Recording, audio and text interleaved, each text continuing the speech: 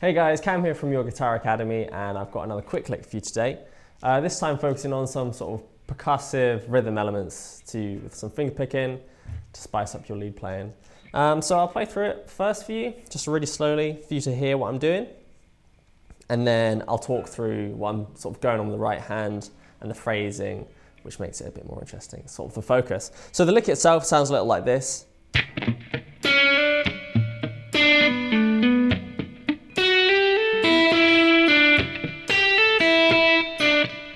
So I'll do it quickly.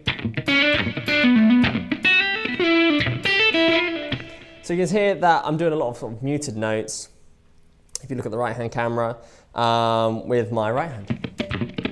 To get sort of cool phrasing, rather than just keeping up using a pick and sort of just having to pick every note, I'm able to add some sort of ghost notes in to add some cool phrasing to my playing.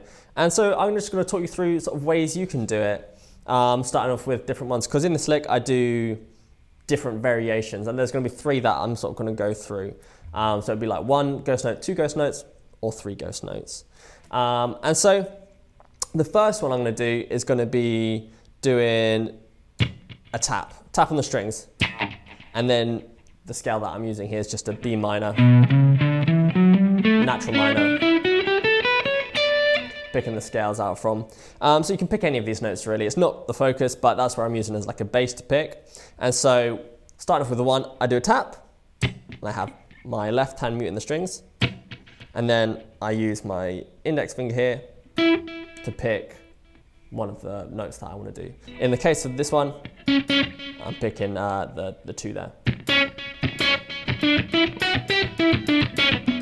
So you can try going through the scale like that. Obviously, if you're doing the low string, you pick the thumb.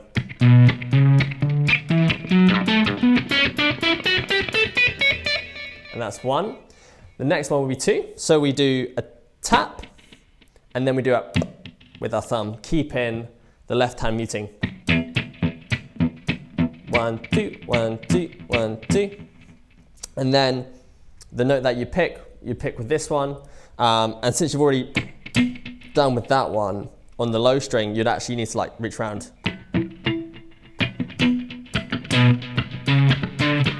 Like that. It's a bit tricky, so try and avoid the low string, but if you end up doing it, you kind of want to get like a little thing like that. It's kind of similar to like thumping, but a bit easier. So you go bum, bum, ba. And then for the other strings, it's a bit more simple. You just pick the other string.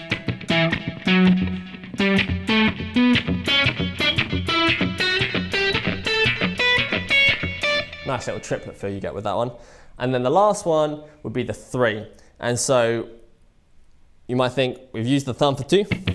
We're going to then use the picking finger that we've been using to do the 3rd mute, and then we'll be picking the open string or the fretted note with our middle finger. So it'd be really hard on the low strings for this one, so you need to like reach around and get the thing like that. So that's going to be really tough. So it's just making sure you keep that left hand muted until you have to fret that note.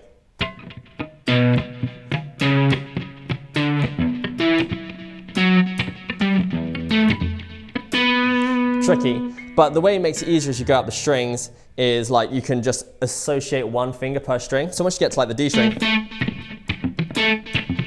so I'm doing the thumb on the low string, 2 mutes, 1, 2, 3 on the A string, and I'm picking the 4th note on the D string.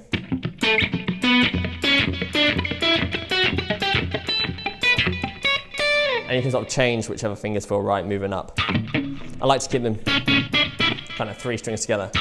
So if I'm on the G string, I go A, D, G, B string, D, G, B, and so on.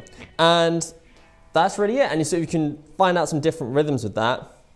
The way I do it, because if you do it like just 4 and 4, or like 3 and 3 and 3 and 3, it can sound kind of repetitive, sort of.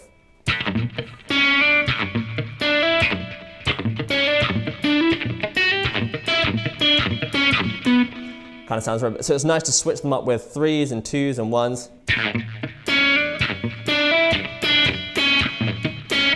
You know, gives it those all different cool rhythms. And then you can sort of go do some normal notes and just sort of use it sparingly to add it in as a little bit of a thing to pick up people's ears when they're listening to your playing.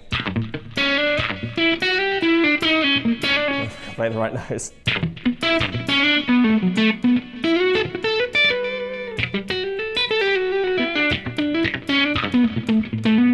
Something like that.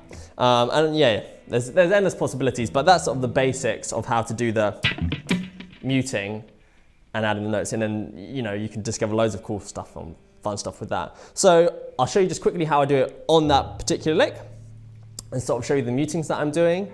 So I start with a 3, 2, 3, a hammer on from the 6th fret to the 7th fret on the G, and then I do the same 3, and then I fret the 7th fret and I do a hammer on from nowhere onto the 9th fret, and I do a little hammer from pull off there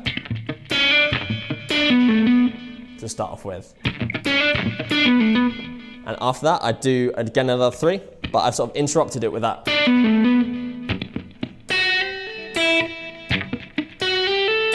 So I pick all that, and then I pick the 7th fret of the B string and I hammer on up to the 8th and up to the 10th. And then I use my 3rd finger to open pick the open E string. And I'll do a little slide down to the same E on the G string, which gives a nice sort of unison come together. And then to round it off, I do a 2 to make it all link up nicely. 1. So there's you go. 1, 2.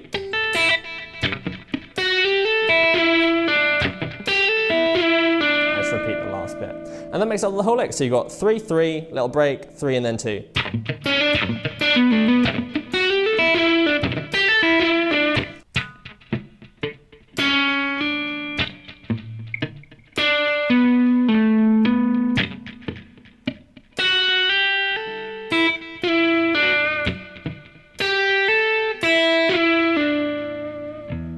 So we're going to do a jam to finish off with, where I'm going to play the lick in the capacity of a jam, as well as just using that technique to focus on sort of percussive rhythm with your lead playing, sort of just change things up a bit.